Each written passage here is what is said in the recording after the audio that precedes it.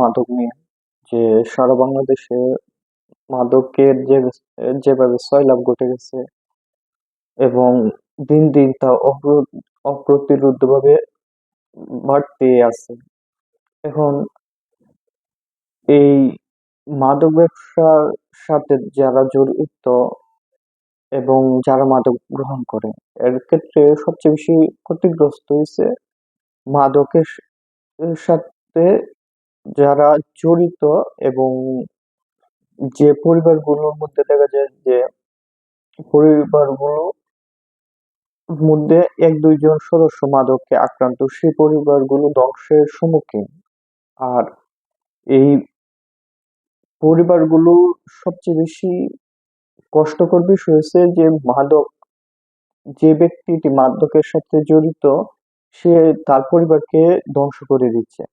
এখন এই যে মাদকের যে এত ভয়াবহ পরিণতি, আমরা যে সমাজের দিকে যদি আজ তাকাই, আমরা দেখবো যত অন্যায় হইতেছে সবকিছুর মূলে হচ্ছে এই মাদক।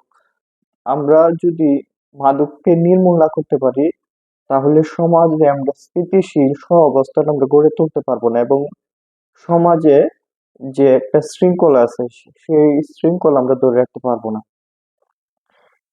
এখন যদি একটা পরিবারে একজন সদস্য যদি মাদকে আসক্ত হয়, তাহলে আমরা দেখি ওই একজনই ওই পরিবারকে ধ্বংস করে দিচ্ছে, এবং সেই পরিবারকে এ জাহান্নামের আযাবের মতো শাস্তি দিচ্ছে।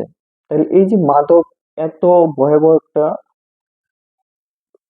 সামাজিক ব্যাধি, এবং যার কারণে বাংলাদেশের সবকিছু অপরাধ, আপনি দেখবেন যত অপরাধ হচ্ছে, যারা অপরাধ করতেছে তারা কোনো না কোনো ভাবে মাদকের সাথে জড়িত।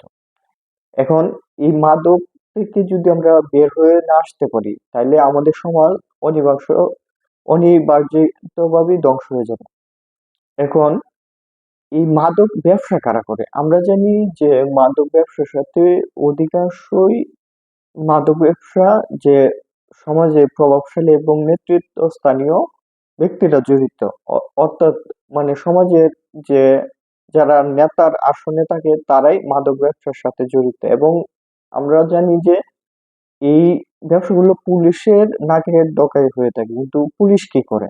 আমরা এই পুলিশও কি করে, কোনো কোনো ক্ষেত্রে আমরা দেখছি যে পুলিশও এগুলোর সাথে জড়িত, এবং পুলিশের টার্গেট শুধু কি, এখান থেকে টাকা উপার্জন করা।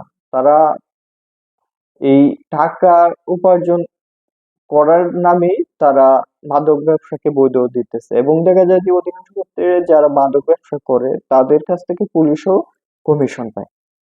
কারণ হচ্ছে একটা সমাজের শৃঙ্খলা জন্য দায়িত্বশীল হচ্ছে নিরাপত্তা বাহিনী। এখন নিরাপত্তা বাহিনী এই আয়ত্তের বাহিরে কোনো কিছু ঘটে না, পুলিশের সবকিছু জানা থাকে, কিন্তু কি করে তারা এই এইগুলাকে তারা দেখেও না দেখার ভান করে, কারণ কি এখান থেকে তারা প্রফিট পায়।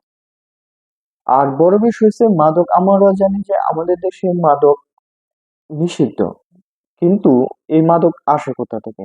আমার প্রথম প্রশ্ন হচ্ছে মাদক, আমরা জানি অধিকাংশ মাদক যে ইন্ডিয়ার বর্ডার এবং মায়ানমার বর্ডার দিয়ে আসে। এখন ইন্ডিয়ার বর্ডার এবং মায়ানমার বর্ডার দিয়ে আসে, এখন এখানে কি আমাদের যে বিজেপি নাই, এখানে আমাদের সীমান্ত রক্ষী বাহিনী আছে, এবং তারা কি করে? এখন